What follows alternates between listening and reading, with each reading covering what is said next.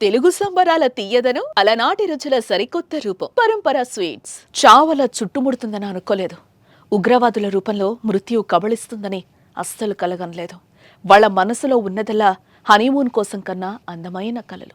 కానీ ఇంతలోనే sudden shock. నిమిషాల్లో ఉగ్రవాదులు వారిని చుట్టుముట్టారు. కనికరం లేకుండా కాల్పులు జరిపారు. నవ్వుతూ కనిపించిన భర్తల ముఖాలపై చిల్లిపడిన రక్తాన్ని చూసిన ఆ నవవధువుల పరిస్థితి ఏంటో ఒకసారి ఊహించుకుందాం. కశ్మీర్ పహల్గామ్ ఉగ్రదాడిలో 2 హనీమూన్ జంటలకు తీరని దుఃఖాన్ని మిగిల్చింది.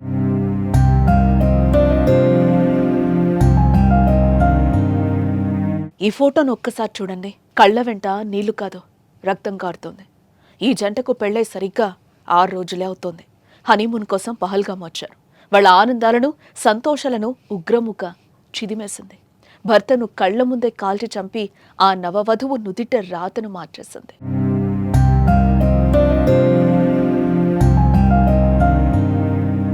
ఉగ్రదాడిలో కుప్పకూలిన ఈ వ్యక్తి లెఫ్టినెంట్ వినయ్ నర్వాల్. 2 ఏళ్ల క్రితమే నౌకాదళంలో చేరాడు. కేరళలోని కొచ్చిలో పనిచేస్తున్న వినయ్ ఏప్రిల్ 16వ తేదీన తన స్వస్థలం హర్యానాలో పెళ్లి చేసుకున్నాడు. 19వ తేదీన బంధువులకు విందిచ్చారు. తర్వాత భార్యను తీసుకుని కశ్మీర్కి హనీమూన్కొచ్చాడు. కానీ అతనికి తెలీదు ఈ హనీమూన్ అతని ప్రాణాలకు చివరి యాత్ర అవుతుందని. పహల్గాంలో భార్యతో సంతోషంగా గడుపుతున్న సమయంలో తుపాకులతో 7-8 మంది ఉగ్రవాదులు చుట్టుముట్టారు. అక్కడి ఓ షాప్లో భేల్పూరి తింటున్న వినయ్ దగ్గరికొచ్చిన ఉగ్రవాదులు అతని భుజం మీద చేతులు వేశారు. నీ పేరేంటి అని అడిగారు. పేరు చెప్పడంతోనే అతని గుండెల్లోకి తుపాకీ గుళ్లను దించారు. భేల్పూరి తింటూ ఉండగానే నా భర్తను కాల్చి చంపారంటూ అతని భార్య చెప్తుంటే అందరికీ కళ్ళకి దుఃఖం వస్తోంది.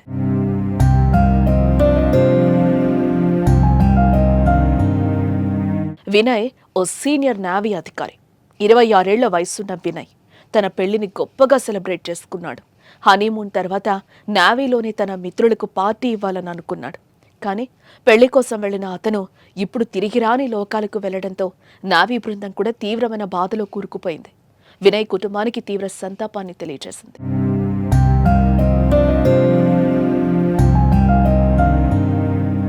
ఉత్తరప్రదేశ్ కాన్పూర్కు చెందిన బిజినెస్ మ్యాన్ శుభం ద్వివేది కూడా సేమ్ సీన్. సరిగ్గా 2 నెలల క్రితం పెళ్లైంది. వృత్తిరీత్యా బిజీగా ఉన్న శుభం కొంత గ్యాప్ తీసుకుని తన భార్యతో హనీమూన్కి వెళ్లారు. సేమ్ లెఫ్టినెంట్ వినయ్కి కొన్ని అడుగుల దూరంలోనే శుభం అతని భార్య కూడా ఉన్నారు. శుభంని పట్టుకున్న ఉగ్రవాదొకడు అతన్ని కల్మా చదవమని అడిగాడు. శుభం ఏం చేయలేకపోవడంతో అతని తలకు తుపాకీ పెట్టాడు. అక్కడే ఉన్న శుభం భార్య ఐషన్య ఉగ్రవాది కాళ్లు పట్టుకుంది. అయినా అతన్ని వదల్లేదు. ఐషన్యను తోసేసి ఉగ్రవాది వెళ్లి నీ గవర్నమెంట్తో చెప్పుకోపో అని బెదిరించాడు. ఆమె కళ్ల ముందే భర్తను కాల్చి చంపేశాడు.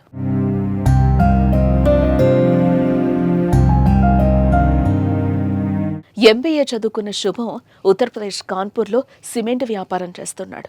తండ్రి సంజయ్ ద్వివేదికి శుభం ఒక్కగానొక్క కుమారుడు. ఎంతో అల్లారుముద్దుగా పెంచుకున్నారు. అంగరంగ వైభవంగా 2 నెలల క్రితం అతనికి పెళ్లి చేశారు. అయితే ఫ్యామిలీలో 11 మంది కలిసి కశ్మీర్ ట్రిప్పికొచ్చారు. ఒక్క రోజు ముందు అంటే ఏప్రిల్ 21వ తేదీన మిగతా వాళ్లు ఇంటికి ప్రయాణమయ్యారు. శుభం అతని భార్య ఇద్దరే పహల్గామ్ హిల్స్ ట్రావెలింగ్ని బుక్ చేసుకున్నారు. ఏప్రిల్ 23వ తేదీన వాళ్ళు తిరిగి వెళ్లాల్సిందే. కానీ ఇంతలోనే వారిని ఉగ్రరూపంలో మృత్యు కబళించింది.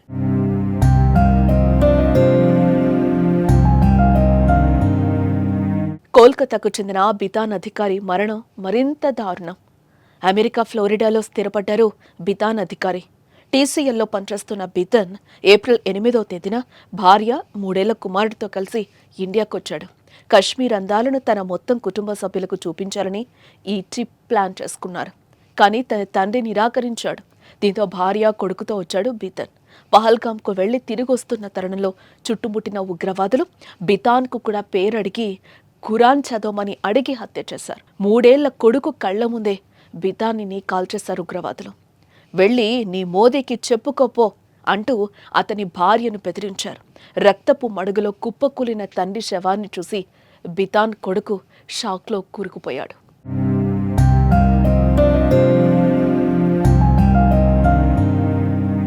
కాల్పులు జరిపే ముందు ఉగ్రవాదులు ప్రతి ఒక్కరిని వారి మతం గురించి అడిగారు. ఖురాన్లోని కొన్ని పదాలు పలకమని చెప్పి ఆ తర్వాత పాయింట్ బ్లాంక్లు తుపాకులు పెట్టి కాల్చి చంపినట్టు తెలుస్తోంది. ఈ దాడిలో మొత్తం 10 మంది వరకు ఉగ్రవాదులు పాల్గొన్నట్టు తెలుస్తోంది. వెళ్ళి మీ మోదీకి చెప్పుకోండి అంటూ బహిరంగంగానే ఉగ్రవాదులు నినాదం చేశారు. అయితే ఈ దాడి వెనుక నిషేధిత పాకిస్తానీ ఉగ్ర సంస్థ లష్కర్-ఎ-తోయిబా ఉందని తెలుస్తోంది. అన్నెం పుణ్యం ఎరుగని 26 మంది అమాయకులను బలి తీసుకుంది ఉగ్రముక్క.